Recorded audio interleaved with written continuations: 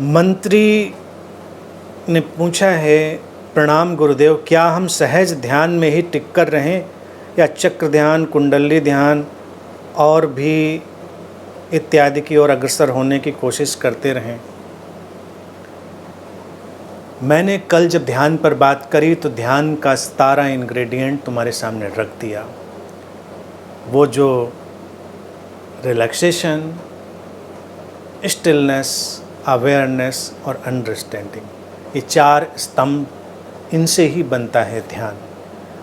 बाकी तुम्हारा जो मन हो करो, जो जिधर जाना चाहो जाओ, ट्राई करो। ये सब अलग अलग डिशेज़ को टेस्ट करने जैसा है।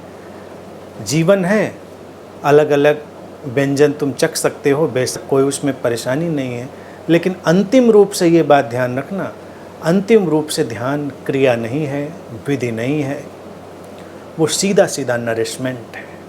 तुम्हें मिलता हुआ पोषण है जो तुम्हारे रिलैक्सेशन से आएगा, तुम्हारे जीवन में विश्राम को सीखने से आएगा, तुम्हारी स्टिलनेस से आएगा, स्थिरता को विकसित करने से, देखने से, उसको स्पर्श करने से आएगा।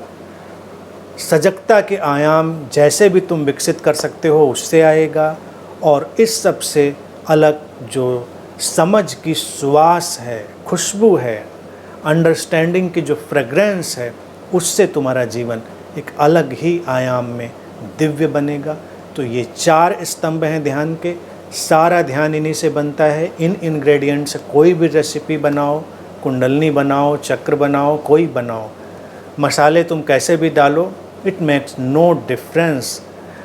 जैसे कल मैं कह रहा था, इडली सांभर से ही क्यों खाइए, कभी इडली थाई करी से खाइए। छोला भटूरा टिपिकल स्टीरियोटाइप होगा, छोला, छोले के साथ भटूरा। अब भटूरे के साथ छोला क्यों खाएं, भटूरे के साथ कुछ और ट्राई करिए। तमाम चीज़ें हैं, मंचूरियन के साथ भटूरा खाइए, दाल के साथ खाइए, आलू के साथ खाइए। तो ये सारे जो कुंडलनी चक्र हैं बस ऐसे ही हैं कि कभी तुम किसी और चीज़ के साथ ट्राई करते हो, कभी कुछ और ट्राई करते हो। कभी कभी थोड़ा तुमको उससे चार्म लगता है कि चलो बहुत दिनों से शांत बैठे थे और थोड़ा सा ये उछल कूद कर ली, थोड़ा सा कुछ विजुअलाइजेशन ट्राई किया, कुछ थोड़ा सा अलग ट्राई किया। लेकिन अंतिम रूप से जो ध्यान है वो अक्रिया है, सहज है, उसमें इन चीज़ों की कोई ज़रूरत नहीं। लेकिन मन है कि मानता नहीं, व्यक्ति बहुत कुछ ट्राई करना चाहता है तो उसके लिए बहुत बड़ा मेन्यू है, ट्राई कर सकते हैं।